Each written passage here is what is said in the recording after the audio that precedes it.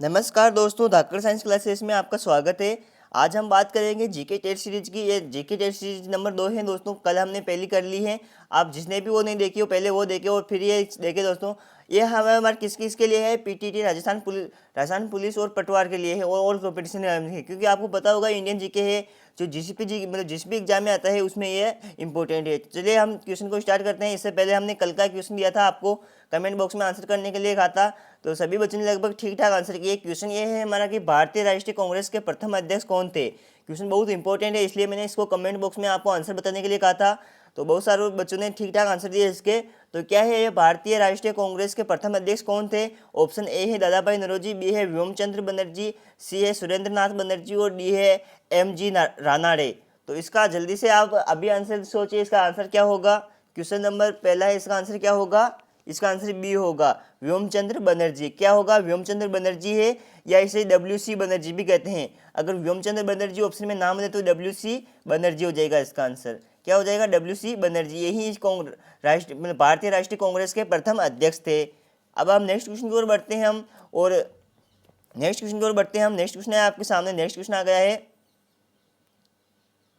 Next question आपके सामने आ गया है। नेक्स्ट क्वेश्चन है कि भारत के किस भाग में तालाब का सिंचाई के साधनों से सर्वाधिक उपयोग होता है। यानी क्वेश्चन है कि भारतीय किस भाग में तालाबों से तालाबों से सिंचाई के साधन सर्वाधिक रूप होते हैं, प्रयोग होता है। तालाबों से सिंचाई का प्रयोग सर्वाधिक किस भाग में होता है? ऑप्शन ए है पूर्वी भाग, बी है पश्चिमी भाग और सी है दक्षिणी भाग और डी है उत्तरी भाग। तो जल्दी से इसका आंसर बताइए। इसका आंसर क्या होगा कि भारत के किस भाग में तालाबों से सर्वाधिक सिंचाई होती है। क्वेश्चन ये सिंपल है कि भारत के किस भाग में तालाबों से सर्वाधिक सिंचाई होती है, या के में, और इनको आप ना देके सिंपल क्वेश्चन है कि भारत के किस भाग में तालाबों से सर्वाधिक सिंचाई होती है। तो चलिए इसका आंसर बता देता हूँ मैं। दक्षिण भाग में। कहाँ से होती है? दक्षिण भाग में। दक्षिण भाग में कौन कौन से राज्य आते हैं आपको पता ही होगा। महाराष्ट्र, तमिलनाडु, कर्नाटक, आंध्र प्रदेश, केरल, ये सब दक्षिण भाग में आते हैं। नेक्स्ट क्वेश्चन की हम बात करते हैं। नेक्स्ट क्वेश्चन आपके सामने आ गया है। नेक्स्ट क्वेश्चन है कि भारत का सबसे बड़ा चावल उत्पादक राज्य है। क्वेश्चन बहुत इंपॉर्टेंट है, पूछा जा सकता है हर एग्जाम में कि भारत का सबसे बड़ा चावल उत्पादक राज्य कौन सा है। ऑप्शन ए है आंध्र प्रदेश, बी है उत्तर प्रदेश, सी है पश्चिम बंगाल और डी है पंजाब। तो जल्दी से इसका आंसर बताइए कि इसका आंसर क्या होगा। भारत में सबसे बड़ा चावल उत्पादक राज्य कौन सा है?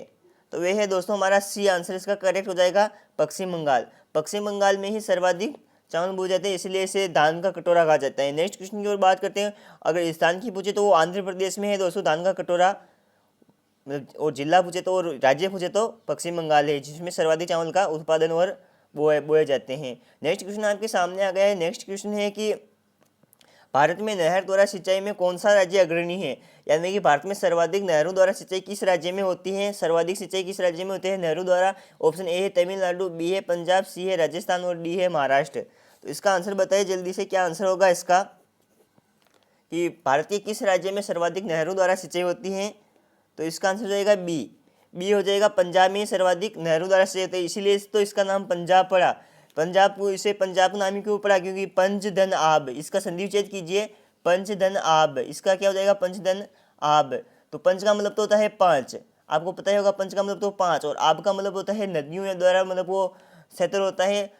आब मतलब नदियों द्वारा सिंचित क्षेत्र। तो पंजाब यानी कि 5 नदियों द्वारा सिंचित क्षेत्र को ही पंजाब कहा जाता है, इसलिए यहाँ सर्वाधिक नहरों द्वारा सिंचाई होती है, और नदियाँ भी यहाँ नदियों का ही है, मतलब ये राज्य। नेक्स्ट क्वेश्चन आ गया आपके सामने। नेक्स्ट क्वेश्चन है कि रेगुड़ मिट्टी है जो सबसे ज़्यादा पाई जाती है, यानी कि जो रेगुड़ या रेगुड़ भी कहते हैं इसे, रेगुड़ या इसका दूसरा नाम मैं बताता हूँ, काली मिट्टी भी कहते हैं इसे, या रेगुड़ रह की जगह रे भी आ सकता है कि रेगुड़ मृदा किसे कहते हैं। तो ये मिट्टी सबसे ज़्यादा कहाँ पाई जाती है? ऑप्शन ए है कर्नाटक, बी है महाराष्ट्र, सी है मध्य प्रदेश और डी है देहरादून। देहरादून कहाँ है? उत्तराखंड में। कहाँ है ये पूछा जा सकता है, भारतीय सर्वेक्षण विभाग का या है उत्तराखंड में है। कहाँ पर है? उत्तराखंड। देहरादून में क्या है? भारतीय सर्वेक्षण विभाग का मुख्यालय है देहरादून में। और तो जल्दी से इसका आंसर बताइए कि रेगुड़ मृदा है जो सबसे ज़्यादा कहाँ पाई जाती है। तो ये पाई जाती है महाराष्ट्र में, इसी का नाम काली मृदा भी है। हम नेक्स्ट क्वेश्चन में चर्चा करते हैं। नेक्स्ट क्वेश्चन आपके सामने ये आ गया है, ये देखिए इसी से संबंधित है, रेगुड़ मृदा से। क्वेश्चन है कि भारत में काली कपासी मिट्टी को किस नाम से जाना जाता है। यानी भारत में जो काली कपासी मिट्टी है उसे किस नाम से जाना जाता है। ऑप्शन ए है तराई, बी है रेगुड़, डी है बांगर और सी है बांगर और डी है खादर। तो वापस ये रेगुड़ मृदा आ गई, इसे रेगुड़ मृदा भी कहते हैं। मैंने पहले ही बताया था आपको, रेगुड़ या रेगुड़ मृदा एक ही नाम है, या इसे काली मृदा भी कहते हैं। तो ये कहाँ पाई जाती है, किस राज्य में पाई जाती है, अभी हमने बात की थी महाराष्ट्र में पाई जाती है। और इसे कपासी मृदा भी कहते हैं, कपासी मृदा भी कहते हैं, काली कपासी मृदा। तो ये भारत में सर्वाधिक कपास का उत्पादन कौन से राज्य में होता है, आपको पता ही होगा, महाराष्ट्र में होता है। इसीलिए इसे कपासी मृदा या काली मृदा कहा जाता है, क्योंकि वहाँ महाराष्ट्र में सर्वाधिक कपास का उत्पादन भी होता है। नेक्स्ट क्वेश्चन आपके सामने आ गया है। नेक्स्ट क्वेश्चन है कि भारत की प्रमुख खाद्य फसल है, यानी कि गेहूँ, चावल और गन्ना और चना होता है, इसमें से भारत की प्रमुख खाद्य फसल कौन सी है। तो भारत की प्रमुख खाद्य फसल चावल है। भारत में सर्वाधिक चावल का उत्पादन होता है दोस्तों उत्तर प्रदेश में। किसमें होता है, अभी हमने बात की थी किसमें होता है, पश्चिम बंगाल में। किसमें होता है, पश्चिम बंगाल में। और गेहूं की बात करें तो उत्तर प्रदेश आ जाएगा इसका। तो पश्चिम बंगाल में सर्वाधिक चावल का उत्पादन होता है, और चावल ही भारत की एक प्रमुख खाद्य फसल है। नेक्स्ट क्वेश्चन की बात करते हैं हम। नेक्स्ट क्वेश्चन आपके सामने आ गया है। नेक्स्ट क्वेश्चन है कि भारत की सर्वाधिक एकड़ भूमि में कौन सी फसल उगाई जाती है, यानी भारत में सर्वाधिक भूमि में कौन सी फसल उगाई जाती है, मतलब सर्वाधिक क्षेत्रफल में कौन सी फसल उगाई जाती है। तो इसका भी आंसर जाएगा धान। धान का दूसरे नाम चावल है दोस्तों। अभी हमने बात की थी चावल की, जो कि पश्चिम बंगाल में सर्वाधिक उत्पादन होता है। और सर्वाधिक खाए चावल कौन से लोग खाते हैं, तो दक्षिण भारत में चावल सर्वाधिक खाए जाते हैं, जबकि बोए उत्तर भारत में भी जाते हैं और दक्षिण भारत में भी बोए जाते हैं लगभग। तो इसका आंसर क्या हो जाएगा कि भारत में सर्वाधिक एकड़ भूमि में कौन सी फसल उगाई जाती है, तो धान हो जाएगा। धान बोले तो चावल, चावल भारत में सर्वाधिक उत्पादन होता है। नेक्स्ट क्वेश्चन की बात करें हम। नेक्स्ट क्वेश्चन आपके सामने आ गया है। क्वेश्चन बहुत इंपॉर्टेंट है, इस बार पूछा जा सकता है। क्वेश्चन है कि भारत का सबसे बड़ा मूंगफली का उत्पादन राज्य है, यानी भारत में सबसे ज़्यादा मूंगफली का उत्पादन कौन सा राज्य करता है। ऑप्शन ए है महाराष्ट्र, बी है गुजरात, सी है राजस्थान और डी है इनमें से कोई नहीं। तो जल्दी से इसका आंसर बताइए, इसका आंसर क्या होगा। चलिए, इसका आंसर हो जाएगा गुजरात। क्या हो जाएगा, गुजरात। गुजरात में भी अगर स्थान पूछ ले तो क्या हो जाएगा, राजकोट। क्या हो जाएगा, राजकोट। आपको पता ही होगा कि राजस्थान का राजकोट किसे कहते हैं, बीकानेर को कहते हैं। बीकानेर में भी एक स्थान है, क्या है, आप कमेंट बॉक्स में जरूर बताएं मुझे। बीकानेर, राजस्थान का राजकोट किसे कहते हैं, तो बीकानेर में एक स्थान है, उसका नाम आपको कमेंट बॉक्स में बताना है। तो उसे क्यों कहते हैं, क्योंकि वहाँ मूंगफली का उत्पादन सर्वाधिक होता है, और गुजरात में भी राजकोट में मूंगफली का उत्पादन सर्वाधिक होता है। नेक्स्ट क्वेश्चन हम बात करते हैं। नेक्स्ट क्वेश्चन आपके सामने आ गया है। नेक्स्ट क्वेश्चन है कि भारत का सबसे बड़ा सोयाबीन उत्पादक राज्य। आज हमने दोस्तों फसल से लिया है, भारत की जो प्रमुख फसल है। मतलब ये एक क्वेश्चन पीटीटी बीएसटीसी हर एग्जाम में पूछा जा सकता है। कोई सा भी एग्जाम हो, पीटीटी का हो, पटवार का हो, कांस्टेबल का हो, आरएस का हो, कोई सा भी एग्जाम हो, हर एग्जाम में क्वेश्चन पूछा जाता है कि भारत के में फसलों से एक क्वेश्चन जरूर आता है।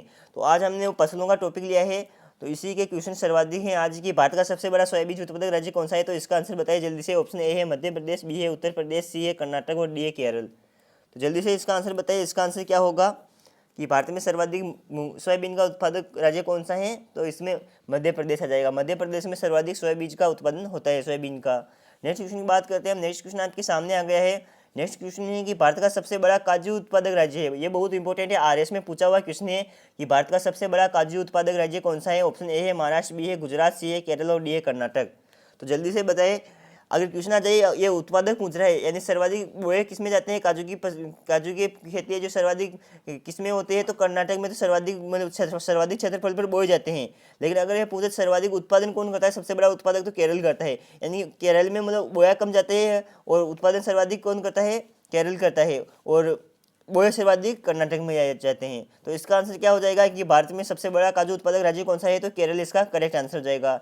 नेक्स्ट क्वेश्चन की हम बात करते हैं। नेक्स्ट क्वेश्चन आपके सामने आ गया है।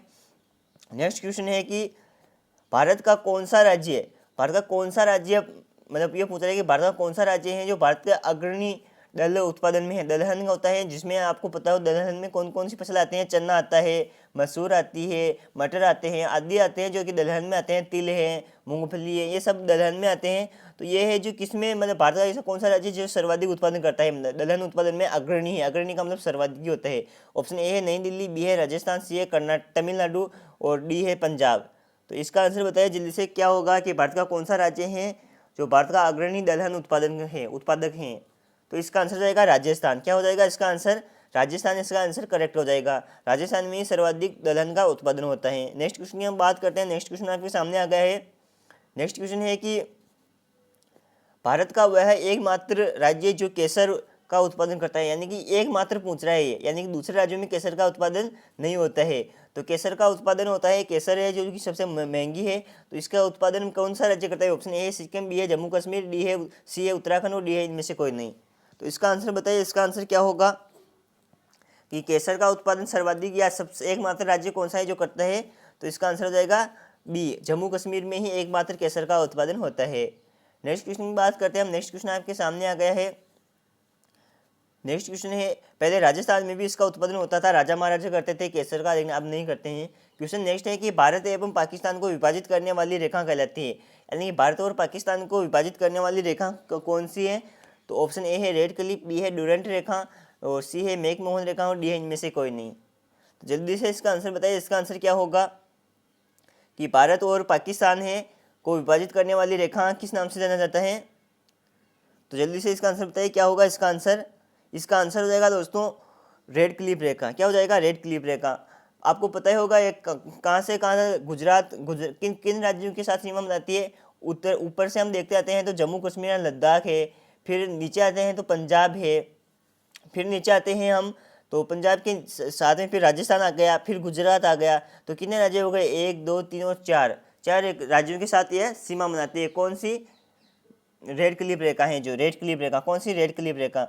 और अगर हम बात करें डुरंट रेखा की, तो ये अफगानिस्तान और भारत के मध्य सीमा बनाती है। अफगानिस्तान और भारत के मध्य लगभग 108 किलोमीटर, कुछ बुकों में 108 किलोमीटर है, कुछ में 89 किलोमीटर है।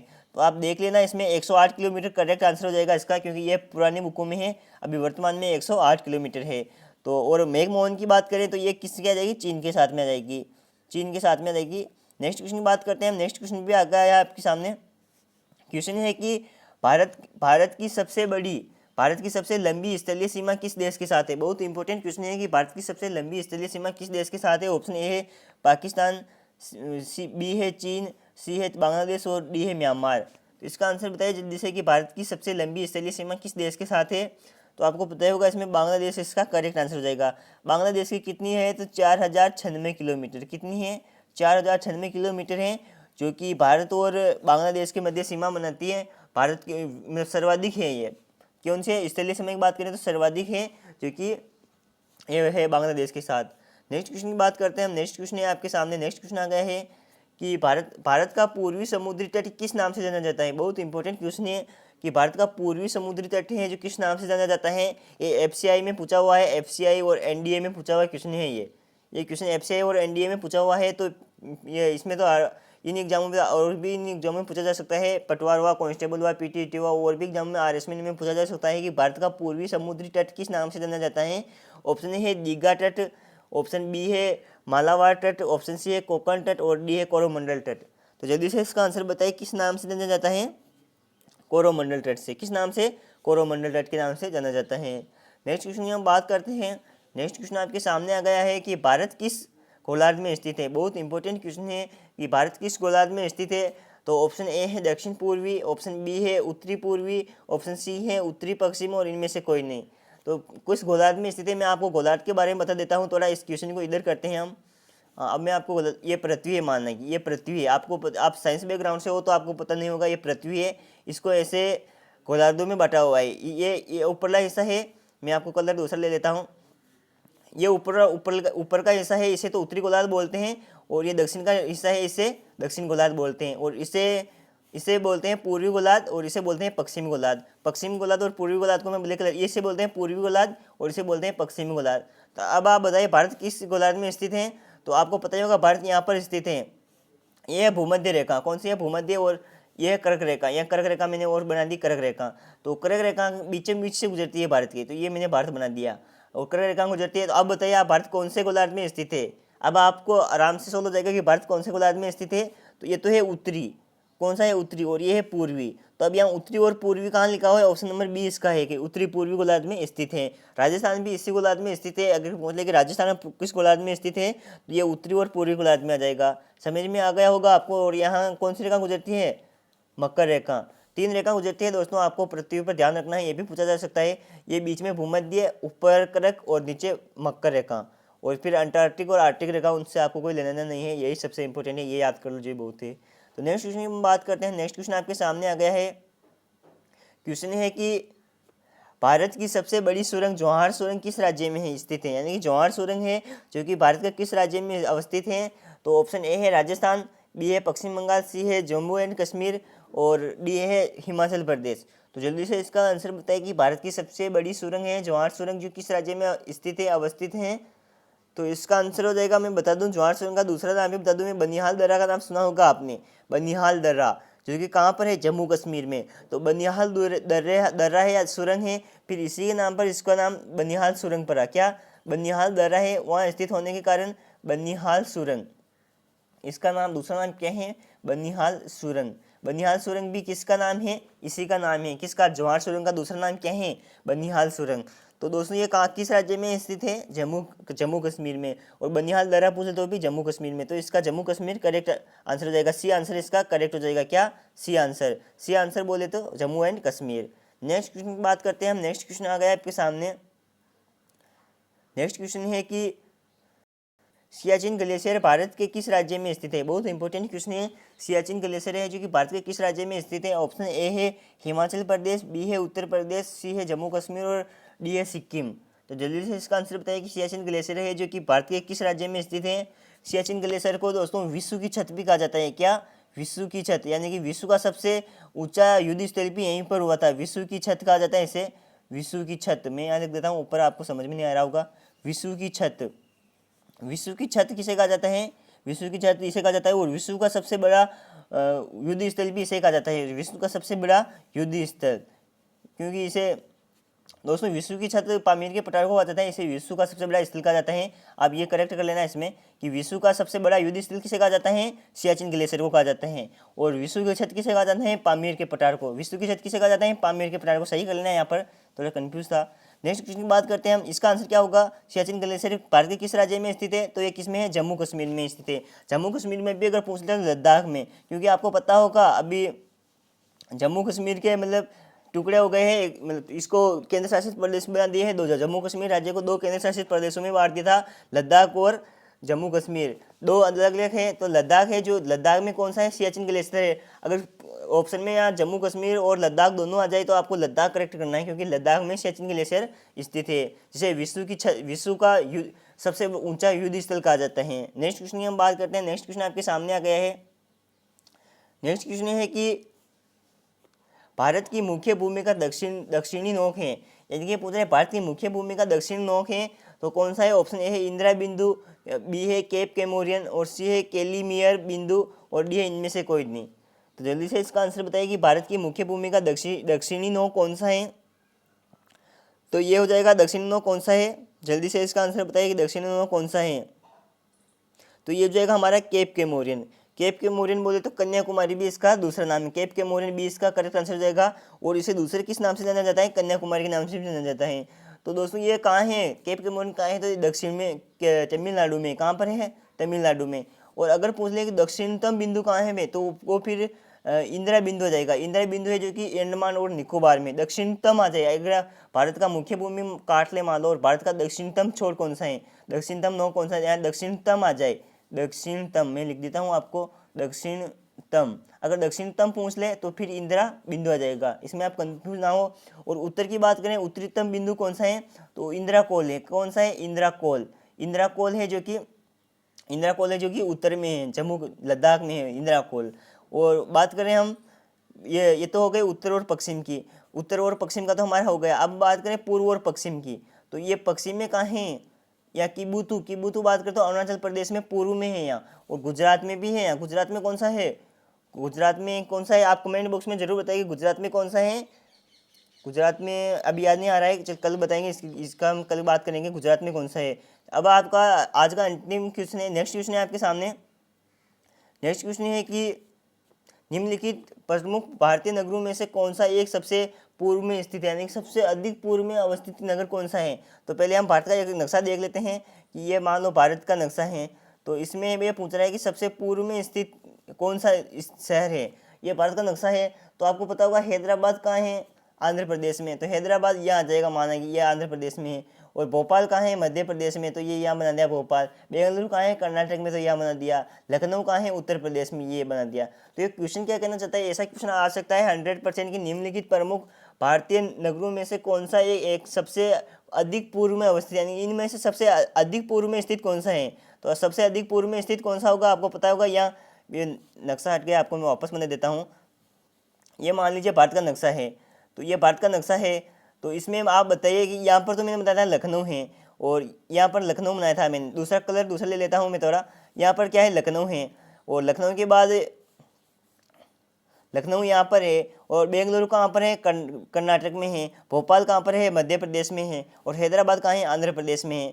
तो अब बताइए मुझे कि सबसे पूर्व में स्थित कौन है? तो आपको पता होगा लखनऊ में आ रहा है, तो लखनऊ इसका करंट आंसर हो जाएगा। लखनऊ कहाँ पर है, उत्तर प्रदेश में, और यहाँ इन नगरों में से पूर्व में स्थित है। माना कि अब वो गंगटोक, शिमला ये दे देता तो वो फिर पूर्व में आ जाते और, लेकिन ये सिर्फ यही पूछ रहा है। नेक्स्ट क्वेश्चन आ गया आपके सामने। नेक्स्ट क्वेश्चन बहुत इंपॉर्टेंट क्वेश्चन है। क्वेश्चन है कि भारत में कितने राज्य तट रेखा से लगे हुए हैं, यानी कि भारत के ऐसे कितने राज्य हैं जो कि तट रेखा से लगे हुए हैं? तो ऑप्शन ए है 7, बी है 8, और सी है 9, और डी है 10। यानी भारत के कितने राज्य हैं जो तट रेखा से लगे हुए हैं? तो मैं आपको वापस भारत का नक्शा बना देता हूँ। ये हमारी कर्क रेखा है, कर्क रेखा से यहाँ से ये गुजरात से ये बना दिया मैंने, दक्षिण का भाग बना दिया। तो ये यहाँ तक बना देते हैं। तो अब यहाँ पर आपको पता होगा एक तो गुजरात है, गुजरात बना दिया हमने। गुजरात के बाद यह क्या है, गुजरात के बाद महाराष्ट्र है, महाराष्ट्र के बाद क्या है, गोवा है, गोवा के बाद क्या है, कर्नाटक है, कर्नाटक के बाद क्या है, केरल है, केरल के बाद क्या है, तमिलनाडु है, तमिलनाडु के बाद क्या है, आंध्र प्रदेश है, आंध्र प्रदेश के बाद क्या है, आंध्र प्रदेश के बाद क्या है, उड़ीसा है, उड़ीसा के बाद क्या है, उड़ीसा के बाद क्या है, जल्दी से बताइए, पश्चिम बंगाल है। तो अब हमारे कितने राज्य हुए, घंटे चलो, 1 2 3 4 और 5 6 7, कितने हो गए, 7, और ये एक 8 और 9, या 9 गए। नाम बता देता हूँ। पहला है गुजरात, हम लिख देते हैं यहाँ पर, पहला है गुजरात, दूसरा है महाराष्ट्र, तीसरा है हमारे पास गोवा, चौथा है कर्नाटक, चौथा कौन सा है, कर्नाटक, और पांचवा कौन सा है, केरल। यानी कि पूर्वी पश्चिम भाग पर 5 राज्य हैं। पश्चिम भाग पर कितने राज्य हैं, 5 राज्य हैं। पश्चिम भाग पर हमारे 5 राज्य हैं, और अब इधर 4 है। इधर हम तमिलनाडु की बात करते हैं, 5 और ये 6 हो गया तमिलनाडु, 7वां हो गया आंध्र प्रदेश, 8वां हो गया उड़ीसा, और 9वां कौन सा हो गया, पश्चिम बंगाल। 9वां कौन सा हो गया, पश्चिम बंगाल। तो कितने राज्यों के साथ भारत की तट रेखा लगती है? तो ये है 9 राज्यों के साथ। और सबसे ज़्यादा पूछ ले इनमें तो गुजरात के साथ सर्वाधिक लगती है। सर्वाधिक किसके साथ लगती है, गुजरात के साथ, और सबसे कम पूछ ले तो गोवा के साथ। कौन से, गोवा के साथ सबसे कम, और सर्वाधिक गुजरात के साथ। इनकी लंबाई वंबाई नहीं पूछते हैं, लगभग यही पूछ। नेक्स्ट क्वेश्चन आपके सामने आ गया है। नेक्स्ट क्वेश्चन है, नेक्स्ट क्वेश्चन भी बहुत इंपॉर्टेंट है कि उत्तरी भारत के उप हिमालय क्षेत्र के सहारे फैला एक समतल मैदान को क्या कहा जाता है? यानी कि जो उत्तरी भारत है उसमें उप हिमालय है, उप हिमालय की बात करें तो शिवालिक का क्षेत्र आ गया, के सहारे फैले समतल मैदान को किस कहा जाता है, यानी किस नाम से कहा जाता है? तो उसे कहा जाता है बाबर के नाम से, या भावर के नाम से। किसे, ए इसका करेक्ट आंसर हो जाएगा। नेक्स्ट क्वेश्चन हम बात करते हैं, और आज का अंतिम क्वेश्चन है। आपको कमेंट बॉक्स में इसका आंसर बताना है कि इसका आंसर क्या होगा। क्वेश्चन है कि भारत की उत्तरी सीमा पर स्थित पर्वत हैं। ऑप्शन ए है मैकाल पर्वत, बी है हिमालय पर्वत, और सी है नीलगिरी पर्वत, और डी है अरावली पर्वत। तो बताना है आपको कि भारत की उत्तरी सीमा पर स्थित पर्वत कौन सा है।